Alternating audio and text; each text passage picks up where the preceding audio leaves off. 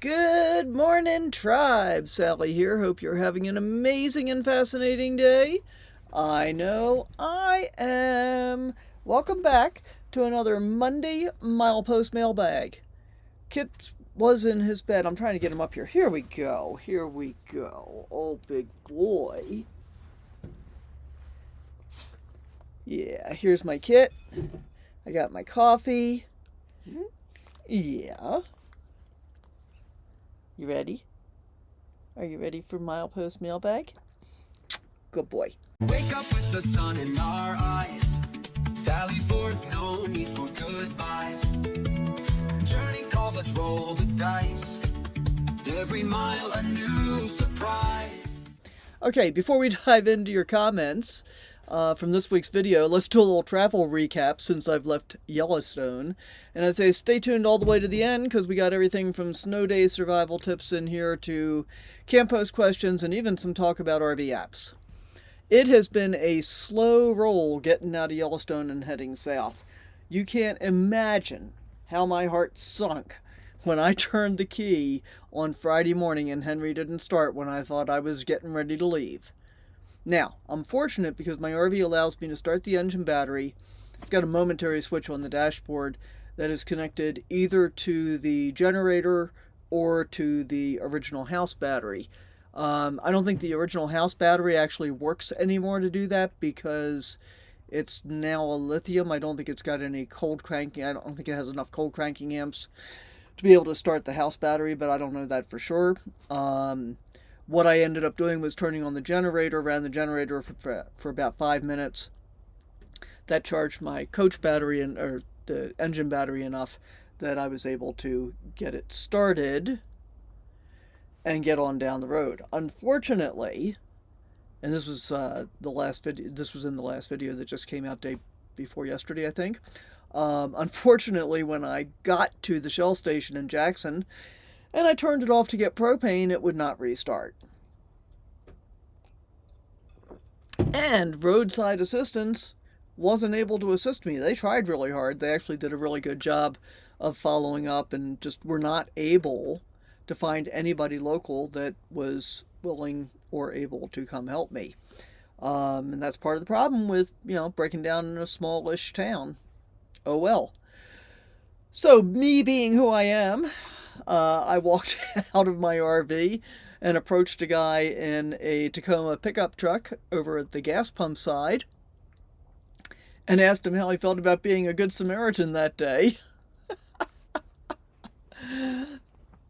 Fortunately, and I was so grateful that he was willing and able.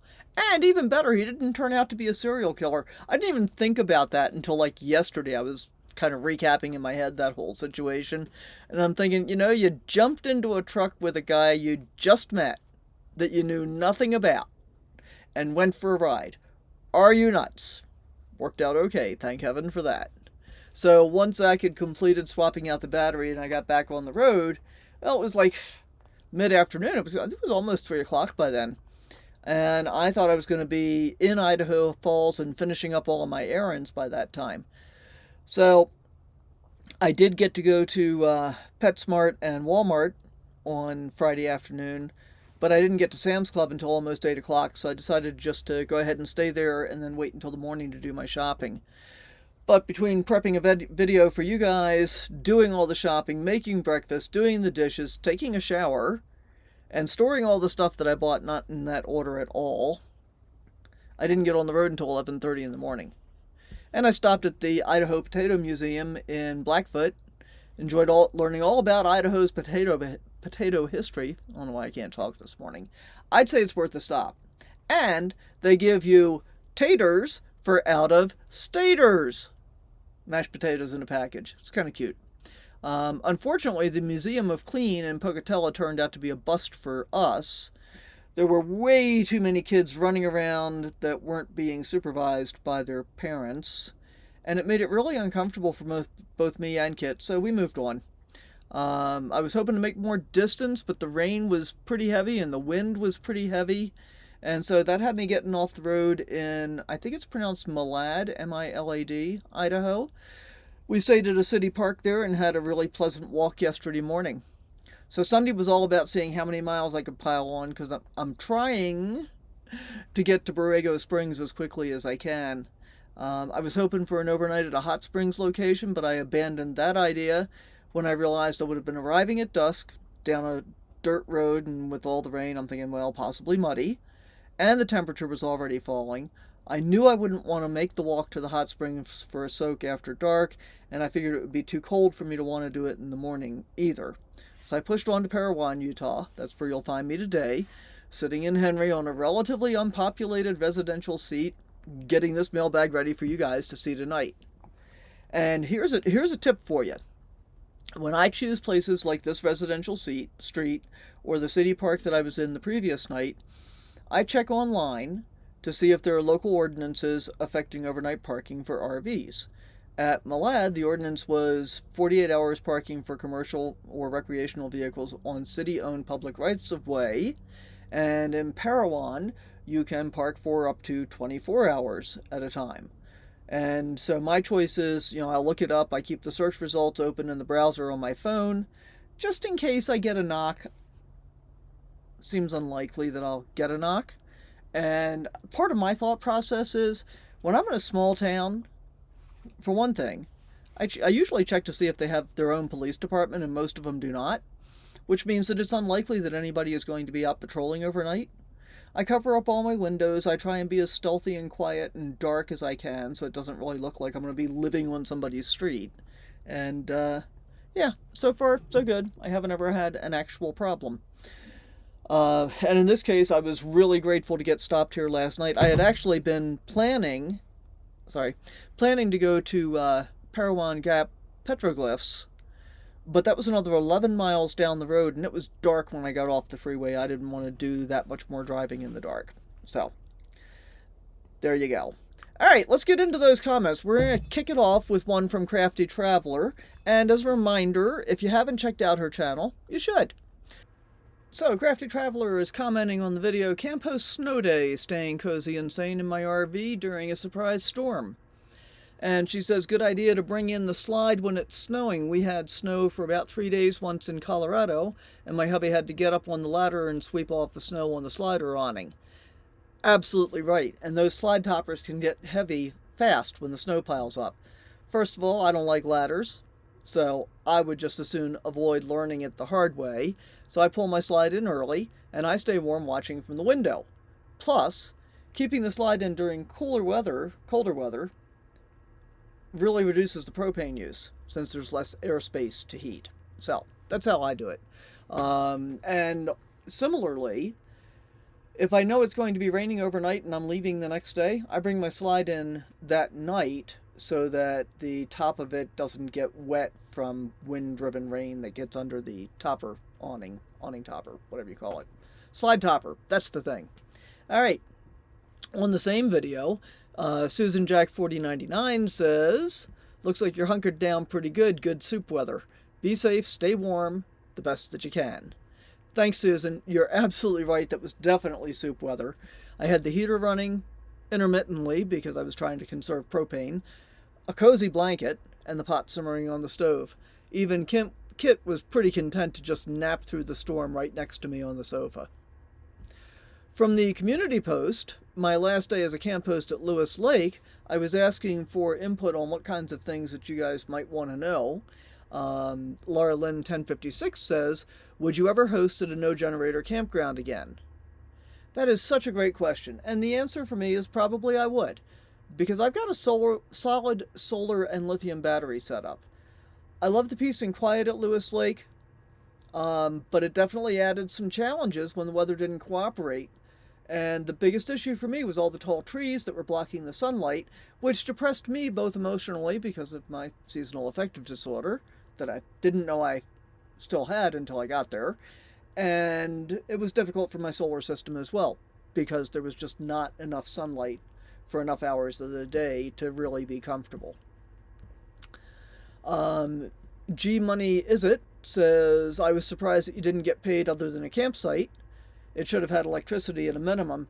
I hear you, but camp hosting pay and perks vary so much from park to park. For me, Yellowstone was really about having the experience, both as a camp host and to experience the park, not so much about the paycheck. I'd never complain about a little extra power, but Lewis Lake is completely off-grid. Even the ranger station runs on solar. So there you go.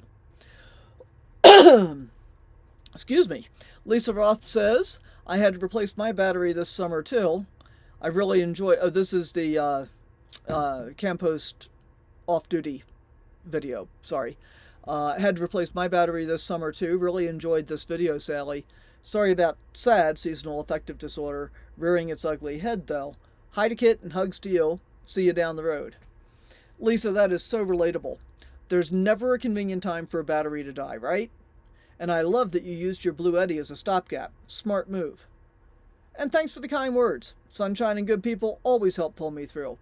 I feel like I've talked about SAD almost too much, but I want to be sure that I don't lose track of its effect on me, and I want to reinforce for others how big an effect it can have. And I'll see you in about a month. Looking forward to it.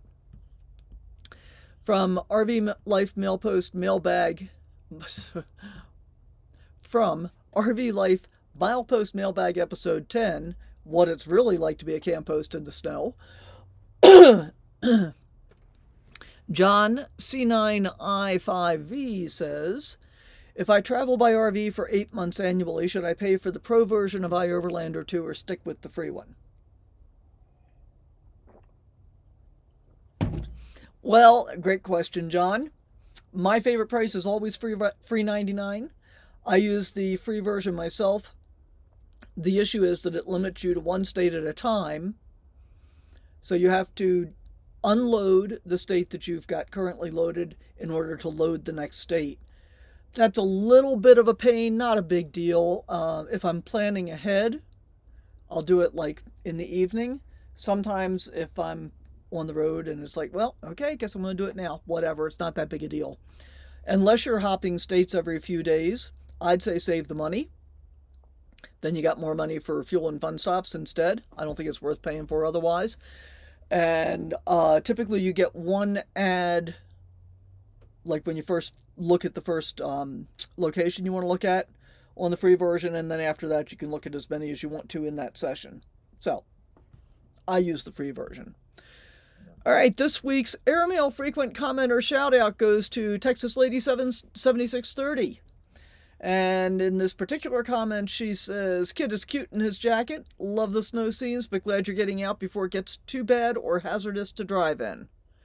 And so, thank you, Texas Lady. You've been chiming in at nearly every Yellowstone and snow day video, and always with kind encouragement and a watchful eye on the weather. So thank you so much for being part of the tribe. And that's all of our comments for this week that we're going to feature.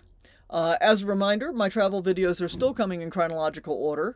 In travel video time, we're visiting all kinds of cool places with Barb. There's still a lot to see there. And my solo travels will resume with my explorations in and around Yellowstone while I was camp hosting, as well as my travel and quirky stops moving forward.